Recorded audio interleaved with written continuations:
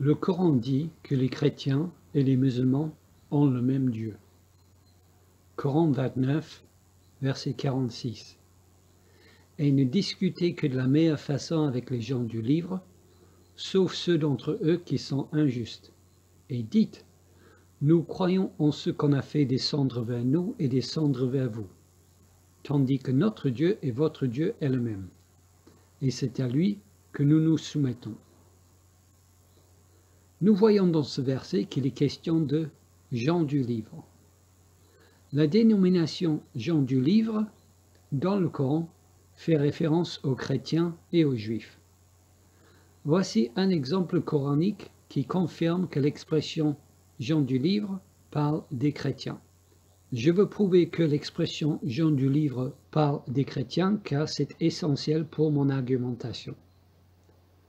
Coran 4, verset 171. Aux gens du livre, chrétiens, n'exagérez pas dans votre religion et ne dites d'Allah que la vérité. Le Messie, Jésus, fils de Marie, n'est qu'un messager d'Allah. Sa parole, qu'il envoya à Marie, est un souffle de vie venant de lui. Croyez donc en Allah et en ses messagers, et ne dites pas « 3 », cessez, ça serait meilleur pour vous. Allah n'est qu'un Dieu unique. Il est trop glorieux pour avoir un enfant. C'est à lui qu'appartient tout ce qui est dans les cieux et sur la terre, et Allah suffit comme protecteur.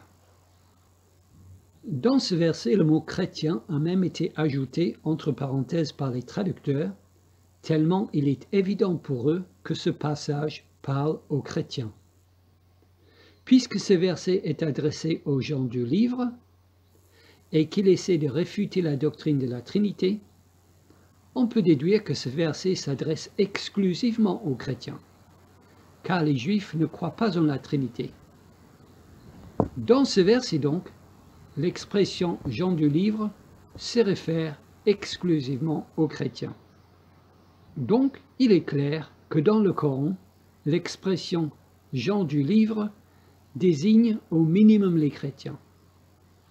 Quand Mohammed parle aux gens du livre ici, il parle donc au minimum aux chrétiens.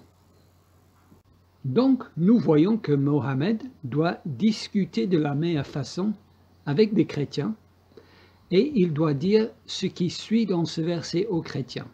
Car nous lisons « Et ne discutez que de la meilleure façon avec les gens du livre, sauf deux d'entre eux qui sont injustes, et dites. » Donc Allah ordonne à Mohammed de dire quelque chose aux chrétiens. Il doit dire ceci. Nous croyons en ce qu'on a fait descendre vers nous et descendre vers vous. Dans le Coran, l'expression « ce que l'on a fait descendre » fait référence au livre saint donné par Allah. Dans l'ordre, donnez tout d'abord aux Juifs, ce que le Coran appelle la Torah, puis aux chrétiens, ce que le Coran appelle l'Évangile, et enfin aux musulmans, le Coran. Or, quand Mohammed doit annoncer ces paroles aux chrétiens, nous sommes au 7e siècle après Jésus-Christ. Quand Mohammed doit dire ces paroles aux chrétiens, nous sommes au 7e siècle après Jésus-Christ.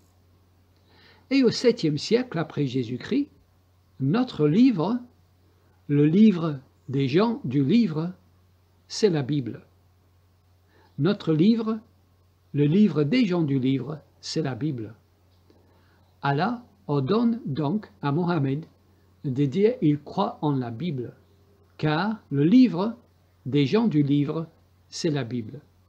Et même si les musulmans protestent quand on affirme cela, tout ceci est confirmé par les sources musulmanes les plus fiables, car nous lisons dans Sunan Abi Daoud, 4449, Mohammed dit à la Torah qu'il avait dans ses mains, au 7e siècle, je cite, « Je crois en toi et en celui qui t'a révélé. » Mohammed dit à la Torah qu'il avait dans ses mains, au 7e siècle, je cite, « Je crois en toi et en celui qui t'a révélé. » C'est le premier dilemme islamique que je développe dans ma vidéo et que je vous invite à regarder. En ordonnant à Mohammed de dire aux gens du livre qu'ils croient en notre livre, le Coran affirme la vérité de la Bible. Mais la Bible contredit le Coran. Cela s'appelle se tirer une balle dans le pied, n'est-ce pas? Mais dans cette même phrase, il y a un autre dilemme islamique. Et c'est ce que je veux montrer dans cette vidéo. Et oui, mes amis, dans la même phrase, il y a deux dilemmes islamiques. Dans la même phrase, il y a deux dilemmes islamiques. C'est la beauté du Coran. Il est tellement riche, n'est-ce pas? Dans cette même phrase, il y a un autre dilemme islamique, car Allah ordonne à Mohammed de dire aux chrétiens ceci: notre Dieu et votre Dieu est le même. Notre Dieu et votre Dieu est le même. Et dites, nous croyons en ce qu'on a fait descendre vers nous et descendre vers vous, tandis que notre Dieu et votre Dieu est le même, et c'est à lui que nous nous soumettons. Allah ordonne donc à Mohammed de dire aux chrétiens, notre Dieu et votre Dieu est le même.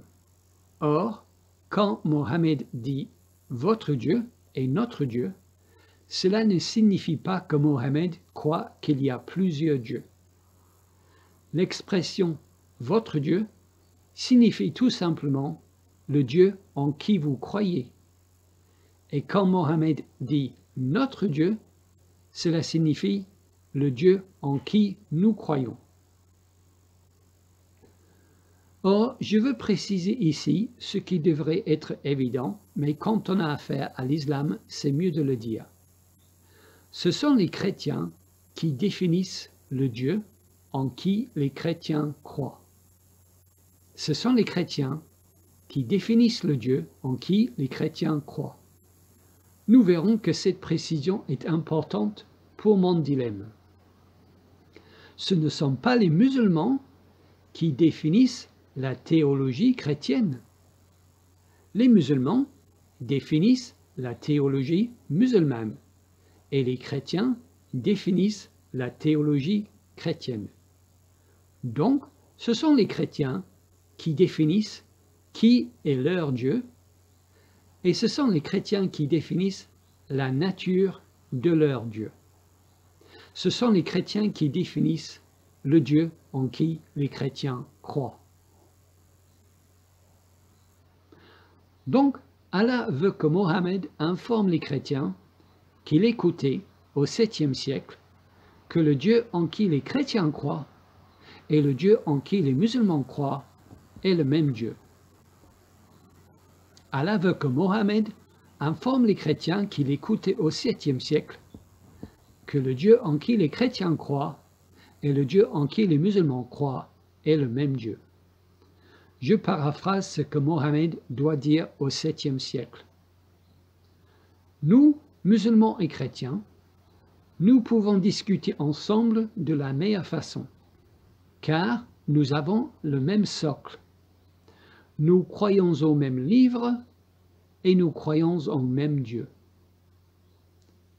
C'est écrit ici dans le Coran, je n'invente rien.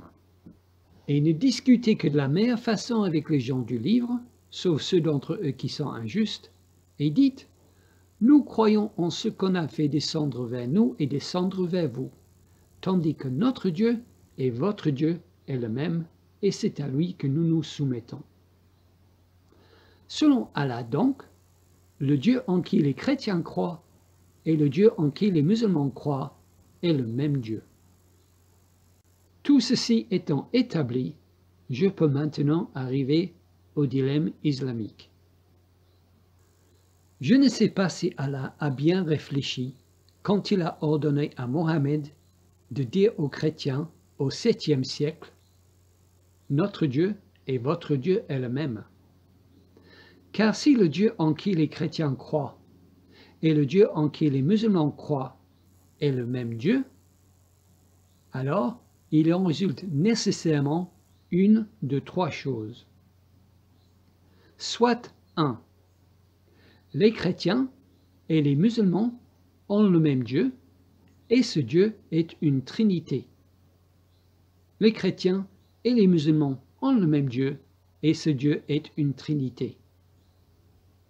Dans ce cas, le Coran est faux, car le Coran dit que Dieu n'est pas une trinité. Donc, l'islam est faux. Soit 2. Les chrétiens et les musulmans ont le même Dieu, et ce Dieu n'est pas une trinité. Les chrétiens et les musulmans ont le même Dieu, et ce Dieu n'est pas une trinité. Dans ce cas, ce Dieu n'est pas le Dieu chrétien, car le Dieu des chrétiens est une trinité. Car, comme je l'ai dit tout à l'heure, ce sont les chrétiens qui définissent la théologie chrétienne.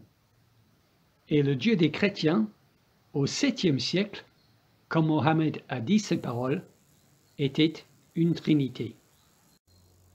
Donc, nous n'avons pas le même Dieu. Donc, ce que Allah dit est faux. Donc, l'islam est faux. Soit 3. Les chrétiens et les musulmans n'ont pas le même Dieu. Les chrétiens et les musulmans n'ont pas le même Dieu. Dans ce cas, le Coran est faux, car il dit que le Dieu des chrétiens et le Dieu des musulmans est le même Dieu.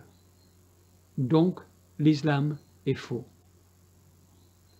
C'est la beauté logique du dilemme islamique. Que l'on choisit l'un ou l'autre, l'islam est faux. Si on dit que les chrétiens et les musulmans ont le même Dieu, et ce Dieu est une trinité, le Coran se trompe, car les musulmans rejettent la trinité. Donc, ils n'ont pas le même Dieu que nous. Donc, le Coran se trompe. Donc, l'islam est faux. Si on dit que les chrétiens et les musulmans ont le même Dieu et ce Dieu n'est pas une trinité, le Coran se trompe, car les chrétiens rejettent un Dieu qui n'est pas une trinité. Donc, nous n'avons pas le même Dieu que les musulmans. Donc, le Coran se trompe. Donc, l'islam est faux. Et si on dit que les chrétiens et les musulmans n'ont pas le même Dieu, le Coran se trompe, car il dit que nous avons le même Dieu. Donc, l'islam est faux. Que l'on choisit l'un ou l'autre, l'islam est faux. Donc, l'islam est faux.